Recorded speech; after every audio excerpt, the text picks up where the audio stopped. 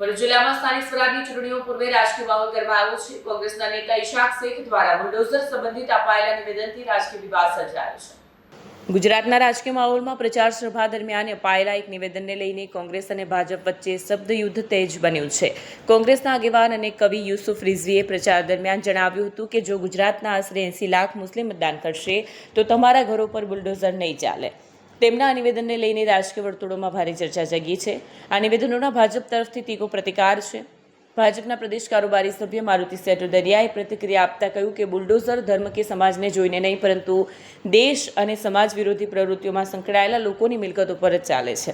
મારુતિસિંહે આગળ જણાવ્યું કે આવા નિવેદનો કોંગ્રેસની માનસિકતા દર્શાવે છે અને સમાજમાં ભેદભાવ ઊભો કરવાનો પ્રયાસ કરે છે। આ મુદ્દે બંને પક્ષો વચ્ચે તણાવ વધ્યો છે અને રાજકીય ગરમાવો વધુ તેજ બન્યો છે। सितम हुआ और ऐसा ही मामला बना तो वो नस्लें पूछेगी कि हमारे बाप दादाओं ने वोट डाला था कि नहीं डाला। तो तुम जो गुजरात के अंदर ये कहता है इशाक भाई 80 लाख मुस्लिम समाज के लोग रहते हैं, अगर तुमने 80 लाख वोट डाल दिए ना इस बार तो याद रखना तुम्हारे घरों पर बुलडोजर कभी नहीं आएगा। क्या बात है? तुम पर जुल्म सितम नहीं टूटेगा। हमारी तकलीफ क्या है जिग्नेश भाई के भी समाज के अंदर ये है कि जब चुनाव आता है ना तो हमारी जुलेखा आपा कहती है मैं आटा गूंद रही हूँ बाद में डालूंगा, मेरा बच्चा रो रहा है अभी टाइम नहीं है, मेरी ननद की देरावनी से झगड़ा हो गया अभी बाद में डालूंगा। अरे पहले दौर ये था, ये जो बुजुर्ग बैठे हैं ना, मैं बहुत छोटा था, पैदल जाकर लोग वोट डाला करते थे। फिर कांग्रेस ने सहूलत की, टेबल लगाए, रिक्शाएं खड़ी करी, सहूलतें दी, चलो आज जी मिन्नत समाजत की वोट डालने चलो। हमने वोटों का परसेंटेज गिरा दिया और उसके बाद ये अवैसी जैसी कई पार्टियां हमारे बीच में आ गई। 15 करोड़ इस मुल्क के अंदर मुसलमान हैं, अगर वोट डालने निकलेंगे ज्यादा में ज्यादा 10 करोड़ वोट गिरेंगे, उसमें 10 पार्टियां खड़ी हो गई तो तुम्हारे वोटों की अहमियत रहेगी कि नहीं रहेगी? बताओ। अहमियत खत्म किसने की? हमारे अपने लोगों ने की। हमारे बीच में खड़े होकर हमारे टोपियों का सौदा कर कर कर वो पैसे वाले हो गए और हम मजलूम हो गए, हम गरीब हो गए। हमारे मसले और भी ज्यादा बढ़ गए, इसलिए बढ़ गए कि हमारे वोटों को अनटचेबल बना दिया, हमारे वोटों की बेअहमियत खत्म कर दी गई। ये दलित समाज के साथ भी ये हुआ। 3000 साल हो गए दलित समाज पर जुल्म होते होते। याद रखो आज हम सब मिलकर ये यहाँ जितने लोग मेरी आवाज को सुन रहे हैं, ये मैंने जो सफर किया है, मैं आज अहमद पटेल साहब को खिराज अकीदत पेश करूंगा। ये सोच रहा हूं मैं कि ऊपर बैठे बैठे वो सर सुन रहे होंगे तो उनकी रूह खुश हो रही होगी। वो कहा करते थे कि नजर नजर में उतरना कमाल होता है, नफस नफस में बिखरना कमाल होता है। बुलंदियों पर पहुंचना कोई कमाल नहीं, बुलंदियों पर ठहरना कमाल होता है। ये अहमद पटेल साहब कहा करते थे और ये भी कहा करते थे जब उनके साथ कोई हादसा होता कि मेरा आजमू इतना बुलंद है, मुझे पराए सोलों से डर नहीं, मुझे खौफ आती से गुल से है कहीं वो चमन को जला ना दे, मेरे हम सफर मेरे हम नवा कहीं दोस्त बन के दगा ना दे। हमारे बीच में ऐसा कोई आदमी ना पैदा हो कि जो हमें सुफियान को दगा देकर चला जाए। सुफियान आपके लिए लड़ेगा, जिग्नेश भाई आपके लिए लड़ेगा, ये इलाके के लिए लड़ेगा।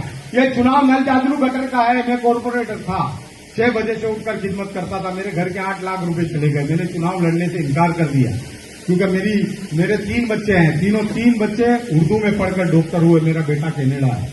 लेकिन अहमद पटेल साहब को कहा कि मैं आपका साथ नहीं छोड़ूंगा और ये तकरीरें मैं पूरे मुल्क में करता चला आया। आज मेरी जो तकरीर सबसे ज्यादा फेमस हुई, मेरी जो नज्म फेमस हुई वो आपको सुनाकर जाता हूं कि सदियों से यहीं पर रहता है, जाने कितने दुख सहता है। भरूच में गई काले एटले के 21 तारीखे कांग्रेसना यूसुफ रिजवी के जे वॉर्ड नंबर 8 में अमुक चौक्कस लोकोने सभा में था त्यारे बोलिया के आ गुजरात में 80 लाख मुस्लिम छे, जो 80 लाख मुस्लिमों कांग्रेस ने मत आपे तो अहींया बुलडोजर नहीं फरे।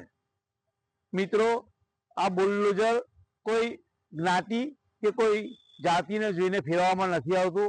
आ बुलडोजर जे लोको देश विरोधी, गुजरात विरोधी, समाज विरोधी जे लोको कृत्य करे छे तेमनी विरोधमां फरतो होय छे। आ एमनी मानसा छती करे छे कांग्रेसनी के एमनी शुं मानसिकता छे। मित्रों भारतीय जनता पार्टी राज में सौथी वधारे जो कच्छ पछी मुस्लिमों होय तो ये भरूच जिल्ला में छे। ભરૂચ જિલ્લામાં એક પણ મુસ્લિમ કે અન્ય કોઈ પણ જ્ઞાતિના આવીને એમને બતાવે કે અમારી પર ખોટી રીતે સરકારે ગેરકાયદેસર રીતે બુલડોઝર ફેરવ્યું છે તો અમે જાહેર જીવન થવા તૈયાર છે. મિત્રો, આ લોકોની માનસિકતા છે કે ખોટા ખોટા અપપ્રચાર ચૂંટણી સમયે કરી અને સમાજોને અંદર અંદર ઝઘડા કરવાનો, વિખવાદ કરવાનો. જ્યારે ભારતીય જનતા પાર્ટી એવું કશું માનતી નથી.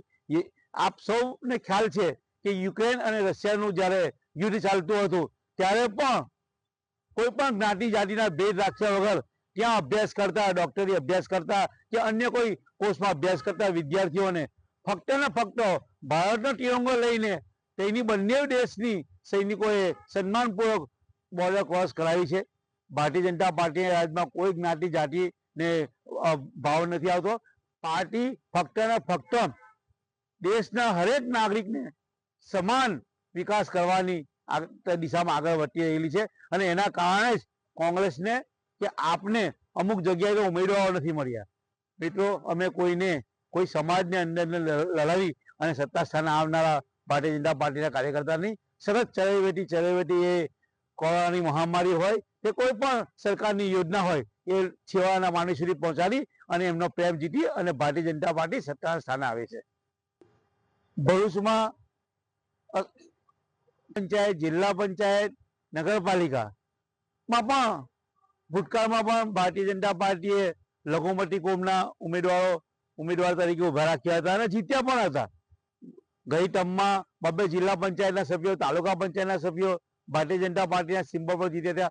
આ વખતે પણ તાલુકા પંચાયત, નગરપાલિકા ભારતીય જનતા પાર્ટીના સિમ્બોલ પર બહુમતી સમાજની જગ્યાએ અમુક જગ્યાએ લઘુમતી સમાજના પણ ઉમેદવારો ઉભા રાખ્યા છે. એટલે એવો કોઈ જ્ઞાતિનો ભેદ ભારતીય જનતા પાર્ટીમાં નથી.